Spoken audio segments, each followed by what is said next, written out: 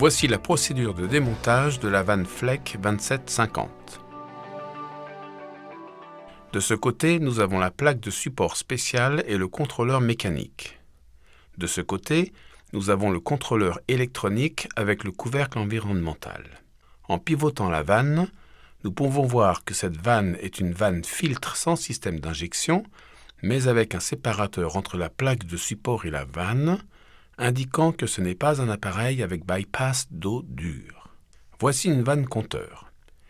Il est possible de voir le compteur sortant en haut de la vanne, indiquant la sortie pour le système 2750.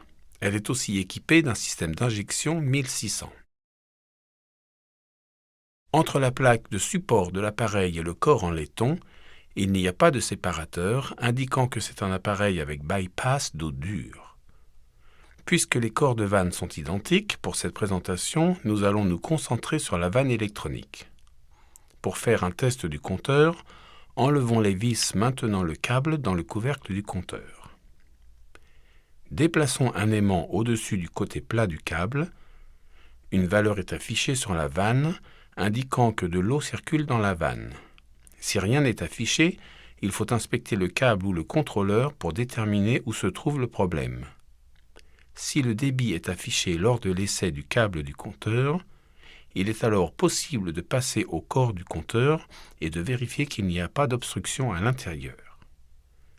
Le compteur est situé à l'arrière de la vanne. Pour le déposer, desserrez l'écrou entre le corps de la vanne et le corps du compteur. Après la dépose, le joint torique assurant l'étanchéité entre le corps du compteur et le manchon de la vanne est exposé. Le redresseur de débit se trouve à l'intérieur du manchon. Il concentre le débit d'eau vers le centre du rotor à pales. Il est alors possible de déposer le manchon entre la vanne et le compteur. À l'arrière de cette vanne se trouve le système d'injection de l'appareil 1600. Les éléments de l'injecteur comprennent le carter supérieur, où se trouve l'injecteur et la crépine, le tube de connexion à la vanne de saumure. Le couvercle environnemental se trouve à l'avant de l'appareil. Il est maintenu en place par une vis enlevée avec une douille de 7/16 de pouce ou un tournevis à lame plate.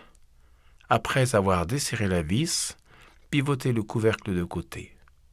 Pour le déposer de la plaque de support, le pivotez complètement et tirez vers le haut l'axe de charnière. Il est maintenant possible de déposer le contrôleur.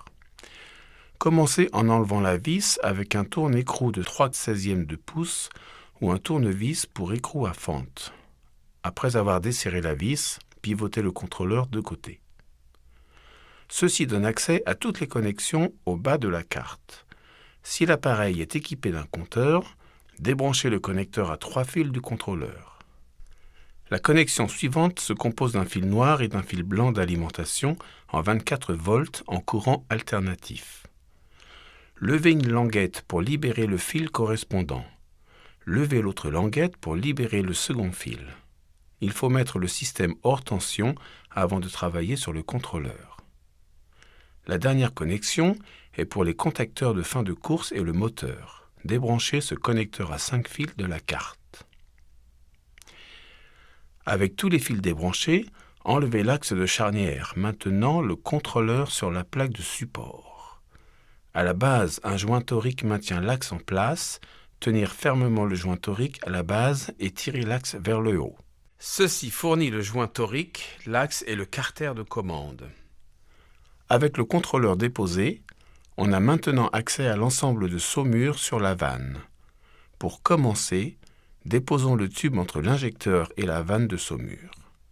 Les raccords en laiton utilisent un écrou de 5/8 de pouce. Les raccords en plastique utilisent un écrou de 13/16 de pouce. Après avoir desserré les écrous, tirez et enlevez vers l'arrière de l'appareil. Il est alors possible de déposer l'injecteur.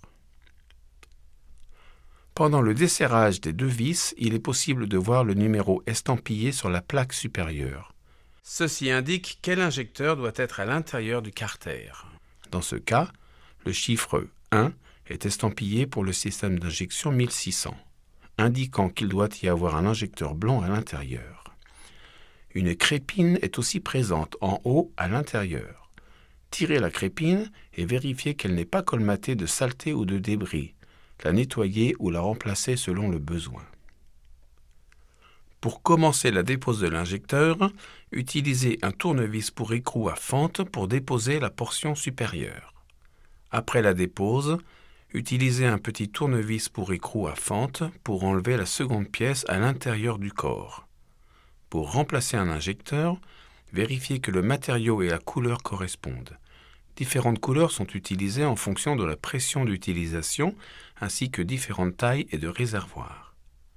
Certains dispositifs, tels que ceux-ci en PVC gris et ceux-ci en acier inoxydable, ont une seule couleur, mais ils ont différentes tailles d'orifices pour différents réservoirs et différentes pressions d'utilisation.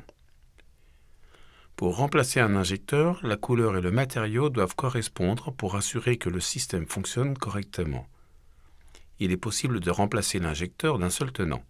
À droite, voici un ensemble en plastique, et à gauche un ensemble en laiton pour eau chaude. Le numéro 2 est estampillé sur le haut des deux pour indiquer la pression d'utilisation et la taille de réservoir utilisée. Un filtre complet est fourni avec un capuchon, un joint et 2 vis.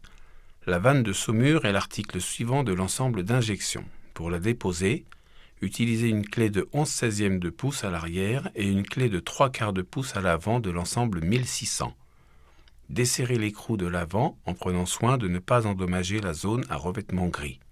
Lors du remplacement de la vanne, vérifiez que le contrôleur de débit de la conduite de saumure de l'appareil a une capacité de 1,9 litres minute. Il est possible d'utiliser un système d'injection 1600 et une vanne de saumure 1600 de la même taille ou de sélectionner l'ensemble en plastique 1650. Si cet ensemble n'est pas disponible et s'il faut utiliser une vanne avec un contrôleur de débit de taille différente, il faut ajuster le cycle de remplissage de saumure. Le système de saumure 1600 démontré ici est offert pour des réservoirs de 40 cm de diamètre maximum. Il est possible d'utiliser le 2750 avec des réservoirs de 60 cm maximum en utilisant le plus grand système d'injection 1700. Il est possible de sélectionner une vanne en laiton 1700 ou en plastique 1710. L'ensemble 1600 est facilement identifié car la buse et l'injecteur sont vissés, alors que sur le 1700, ils sont enfoncés. Passons maintenant à l'ensemble d'entraînement.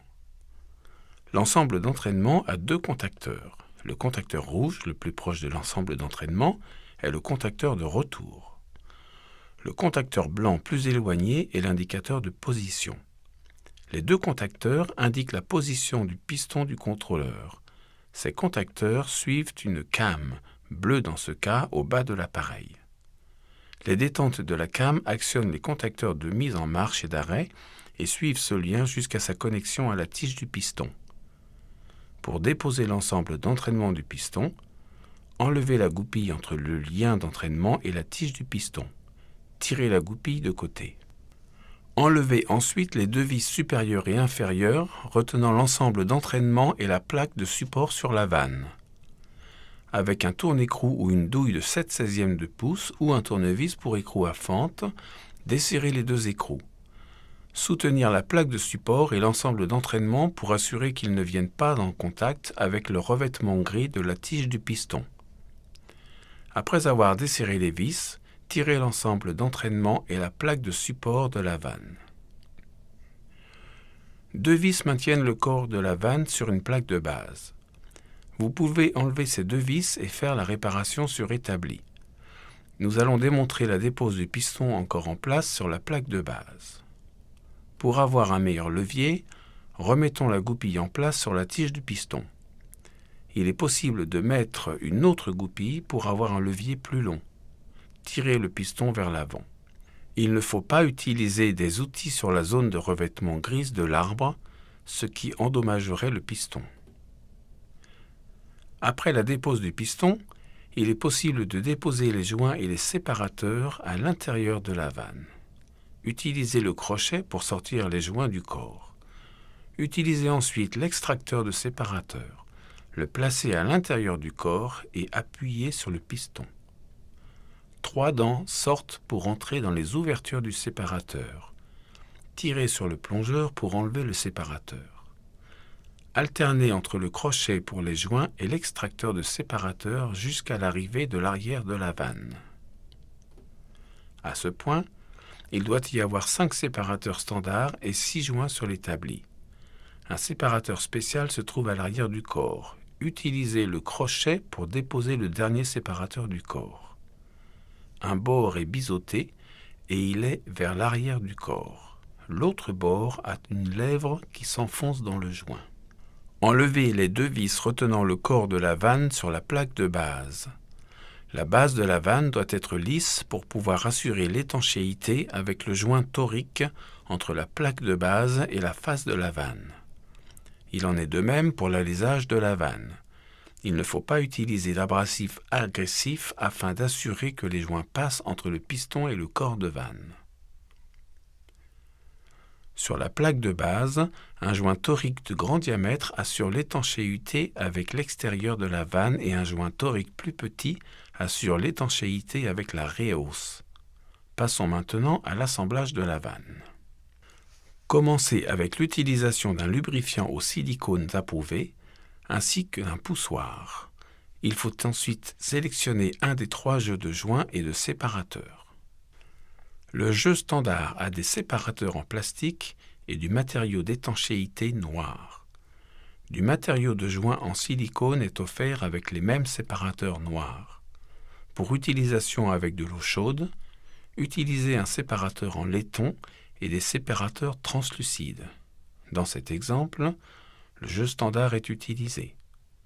Commencez avec le séparateur spécial en vérifiant que l'extrémité biseautée est vers l'arrière de la vanne. Placez le bord biseauté vers la lèvre et placez à l'intérieur du corps de la vanne. Après la mise en place, appliquez une petite quantité de lubrifiant au silicone approuvé sur le joint. Enfoncez l'ensemble de la bordure métallique du poussoir et retournez l'outil. Tapez sur la bordure pour asseoir le joint. Ajoutez ensuite le premier des séparateurs standards et le placez dans le corps de la vanne. Continuez en ajoutant une petite quantité de lubrifiant sur les joints et séparateurs restants. Alors que le dernier joint est mis en position, il y a encore de l'espace entre la face du corps et le joint supérieur. Ceci fournit de l'espace pour asseoir le capuchon supérieur dans le corps. Lors d'un remplacement, il faut aussi sélectionner le piston approprié. Ce piston avec un capuchon en laiton est pour une utilisation avec de l'eau chaude. Le piston avec le capuchon noir est pour l'option sans bypass d'eau dure et utilise aussi un séparateur. Le piston suivant a un capuchon blanc et a une apparence très similaire à celle du piston déposé. Mais quand ils sont placés l'un à côté de l'autre, il est évident que les capuchons ont des profils différents. C'est pour la vanne à contre-courant. Ce capuchon est blanc et est le remplacement direct pour le piston de bypass d'eau dure à co-courant. Pour installer le piston, appliquez une petite quantité de lubrifiant au silicone sur le joint torique du capuchon. Placez ensuite le piston à l'intérieur de la vanne. Appuyez sur le capuchon pour l'enfoncer dans le corps. Il faut noter que le capuchon n'est pas de niveau avec le corps. Appliquez une pression sur la plaque de support et l'entraînement pour mettre le capuchon de niveau. Le reste du remontage se fait dans l'ordre inverse du démontage. Le 2750 et le 2850 peuvent être changés à un système avec ou sans bypass d'eau dure. Pour cela, sélectionnez un kit. À gauche se trouve un kit 2750 de diamètre correct pour ce piston ainsi que les tubes pour les systèmes 1600 et 1700. Les vis sont également plus longues pour accommoder la plus grande longueur causée par le séparateur. Pour le 2850, il existe un kit 1600 et un kit 1700 séparés. Ils comprennent tout le reste des éléments nécessaires.